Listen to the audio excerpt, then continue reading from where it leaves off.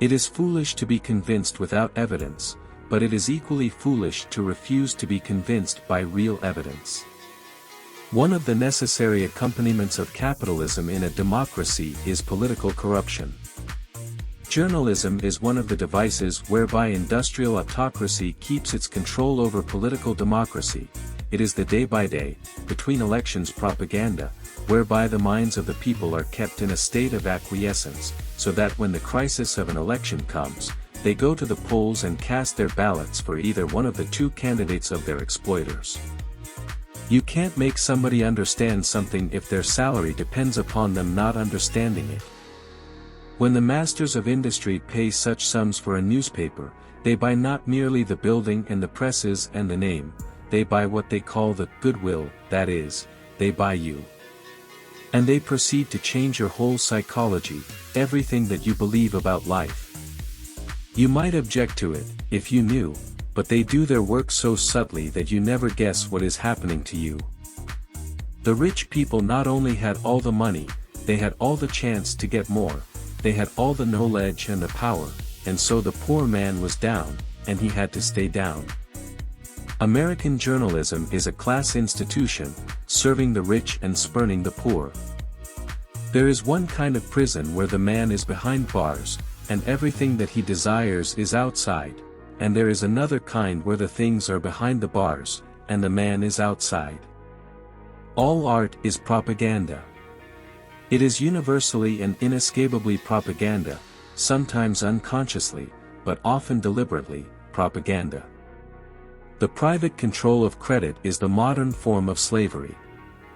The supreme crime of the church today is that everywhere and in all its operations and influences it is on the side of sloth of mind, that it banishes brains, it sanctifies stupidity, it canonizes incompetence. Through fasting, that I have found a perfect health, a new state of existence, a feeling of purity and happiness, something unknown to humans. Man is an evasive beast, given to cultivating strange notions about himself. Can you blame me if I am pursued by the thought of how much we could do to remedy social evils, if only we had an honest and disinterested press? The remedy, for the Great Depression, is to give the workers access to the means of production, and let them produce for themselves, not for others, the American way. Human beings suffer agonies, and their sad fates become legends, poets write verses about them and playwrights compose dramas, and the remembrance of past grief becomes a source of present pleasure, such is the strange alchemy of the spirit. I am sustained by a sense of the worthwhileness of what I am doing, a trust in the good faith of the process which created and sustains me. That process I call God. There are a score of great religions in the world, each with scores or hundreds of sects, each with its priestly orders, its complicated creed and ritual, its heavens and hells. Each has its thousands or millions or hundreds of millions of true believers, each damns all the others with more or less hardiness, and each is a mighty fortress of graft. Pessimism is mental disease. It means illness in the person who voices it, and in the society which produces that person. Turn over the pages of history and read the damning record of the Church's opposition to every advance in every field of science. The great corporation which employed you lied to you, and lied to the whole country. From top to bottom it was nothing but one gigantic lie.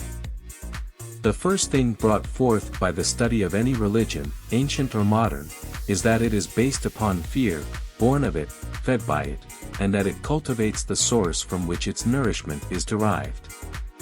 An event of colossal and overwhelming significance may happen all at once, but the words which describe it have to come one by one in a long chain. It is the music which makes it what it is. It is the music which changes the place from the rear room of a saloon in back of the yards to a fairy place, a wonderland, a little Comer of the high mansions of the sky. The proletarian writer is a writer with a purpose. He thinks no more of art for art's sake than a man on a sinking ship thinks of painting a beautiful picture in the cabin. He thinks of getting ashore, and then there will be time enough for art. I just put on what the lady says. I've been married 3 times, so I've had lots of supervision. Dad, as a good American, believed his newspapers. Wall Street had been doing business with pieces of paper, and now someone asked for $1, and it was discovered that the dollar had been mislaid. Can you not see that the task is your task, yours to dream, yours to resolve, yours to execute? As if political liberty made wage slavery any the more tolerable. The police, and the strikers also, were determined that there should be no violence, but there was another party interested which was minded to the contrary, and that was the press. I aimed at the public's heart, and by accident I hit it in the stomach. Study and think and improve your mind, and keep it clear of all this fog of hatred and propaganda. In a society dominated by the fact of commercial competition, money is necessarily the test of prowess, and wastefulness the sole criterion of power. If you wanted to understand a politician, you mustn't pay too much attention to his speeches, but find out who were his paymasters. A politician couldn't rise in public life, in France any more than in America, unless he had the backing of big money, and it was in times of crisis like this that he paid his debts.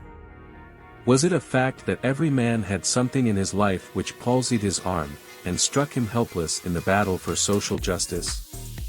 When? What we have to do is to judge which side stands for freedom and enlightenment and which for medievalism and superstition. What are we to say when we see asceticism preached to the poor by fat and comfortable retainers of the rich?